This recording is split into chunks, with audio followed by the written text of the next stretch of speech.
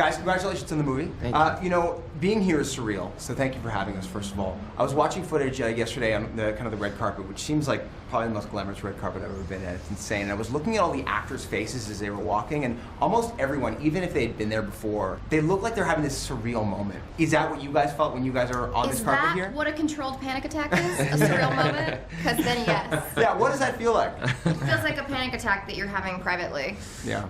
That's really funny.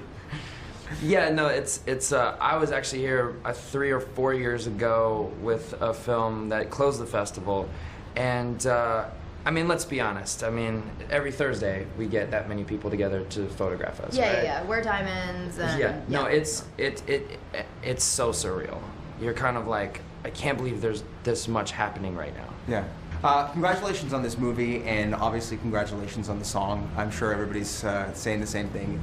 It's phenomenal. Thank you. It's one of the, I talked to a lot of songwriters as well, and they seem very, very competitive. And it seems like one of those songs a lot of other artists are going to wish they wrote. It does get a little, there is a little like very silent competitive I've seen, competitive spirit that I've seen between a lot of songwriters, for sure. After you write a song like that, are you like, this is it? Can you feel it right away? You know, to be honest, I think with this song, there's certain songs that I've written where I kind of go, I mean, this was different, right? You know, because it was written specific, I mean, it's in the movie, it's written specifically for a scene in the movie. But I did halfway through, you know, thinking about how to attack the writing of the song, say that, man, we should make like, we should do like a modern, like, try to make like a modern disco pop record. Right, well, you achieved it. Well, thanks, man, but when we finished it, I was kind of like, oh, this is something, but I think mostly because of the actual process of writing the song, I would have never written a song like this. Right. So you end up with it and you kind of don't know really what to do with it. Because, I mean, let's be honest, most of my music is not PG rated. Right. So, you know, having this song, you kind of go like, wow, okay, we wrote this song specific for the movie, but I don't know, I really like the way it, at lack of a better term, feels. Yeah. And then, honestly, I test all my music on my friends. Okay. Because I know they'll be brutally honest with me. Well, I mean, I'm sure you loved it the first time you heard it as well. I did, yeah. Just say you did. I did, and I realized that, like, because I happened to be there the first time that Justin played a song for Gwen Stefani that he wanted her to sing, and Gwen, I think, you know, does this a lot and was comfortable and was really effusive and enthusiastic, whereas I had been more like, yeah, it's great, it's great, it's great. Because I felt, my feeling was more like, whatever you say, whatever you want. Like, it didn't feel like I even had like the right to have some big opinion, because I was just like, great, whatever you say. You're in the video. So then I felt like a jerk, because like Gwen had a better reaction than I did, as though I was just like over it, as though I was just like, yeah, it's fine, Justin, let's record it. Was it surreal for you to be in the video? I mean, we were an NSYNC family growing up. I grew up in a house full of women, so you know, we know all those songs, we know everything. I don't know if you were a fan. Since a young kid. Well, the funny thing about the song, and this is a testament to how great the song is that when they asked me to do the video, they, you know, put me in this little setup that they had for me, and there were all these props, and they were like, no, we're just gonna film you, and you know, just as the song builds, you know, just do whatever you want. And I was like, oh crap, I've got to come up with a bunch of things to do, and I can be playing with the makeup, I'll play with the clothes, and I'll have all these bits to do. And then as the song started playing, I just kept like dancing and like jumping around, and you know, I didn't need to kind of use anything as a crutch. It was just so much fun to dance to the song. Fantastic. Congratulations, guys. Thank you. Thank you, guys. Thanks.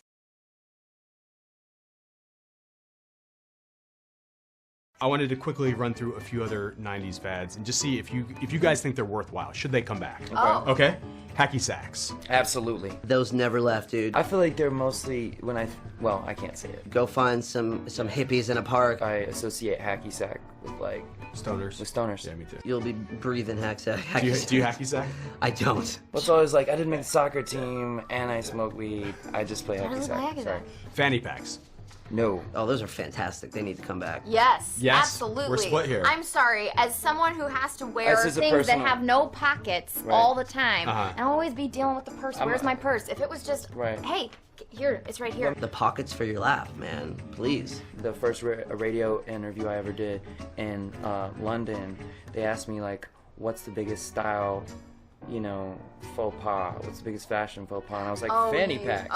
And they were like, no, no. And I was like, yes, yes. And they were like, no, no. And I was like, yes, yeah, fanny packs. And they were like, that's not what you think it means. What's your plan? Honestly, I feel super proud of this movie, and how the music weaves its way in and out of the comedy and the heart of the film. These trolls are family friendly. They love to sing and give lots of hugs, something Anna is trying to warm up to. I always try to duck and dodge on a hug. I'm stop, drop, always and the roll like, out of a hi, hug. oh, so good to see you. Oh no, the elevator's here. It was so great to see you though. Oh. Sure. Yeah. She did that to me a couple times.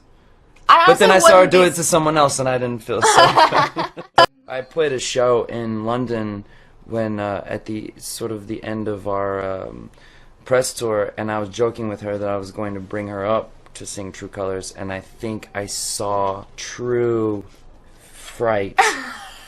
For just a moment, she actually he turned, witnessed a decade being drained out of my life. So, I will die 10 years earlier. So because I enjoy I was like, being Anna's friend, I think I probably, based on that reaction, even if just being a joke, I would not do that to her. Now I'm thinking we hug. Anna, what is it like to be produced by Justin? Are there butterflies in that situation? Help me. He's so cruel. May I? It was awesome.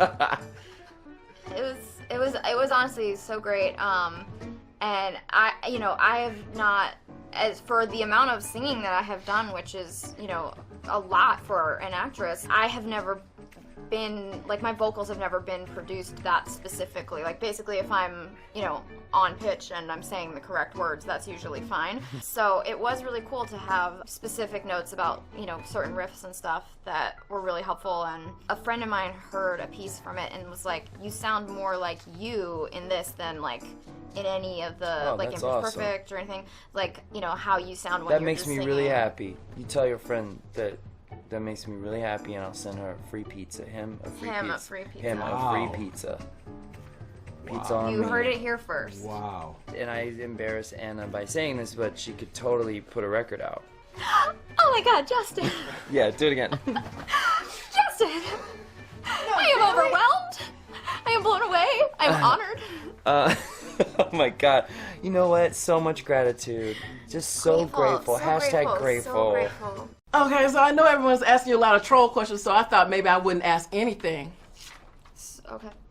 Just sit here.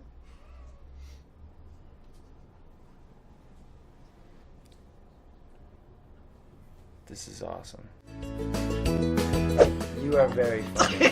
I'm a big fan of your social media things. I could just sit here and listen to that. All right, any similarities between you and your Twitter?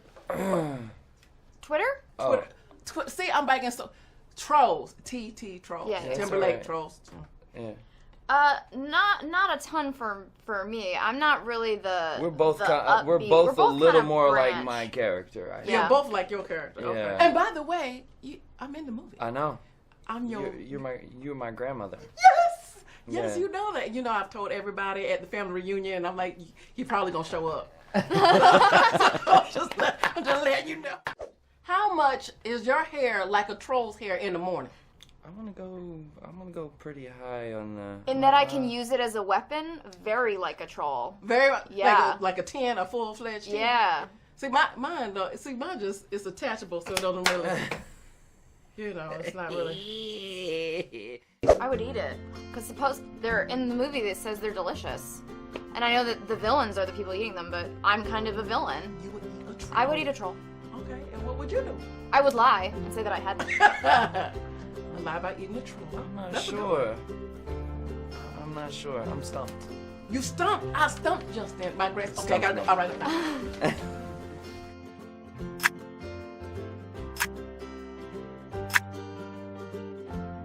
were a couple songs that were already chosen for the film. True Colors was one of them. And I remember that was definitely an influence on the whole, lot of music. Don't be afraid. And it was definitely a task, but it became really, really fun. You have all this, we had all of this sort of stills and things around in the studio when we were writing the songs. We had these scenes that had already been halfway animated in the film, and so it definitely helped inspire the lyrics and melodies. You just it's infectious. You get caught up in the whole world. You have the freedom to do as much or as little improv as you want because you don't have a lot of the same pressures and time constraints with animation that you do with live action.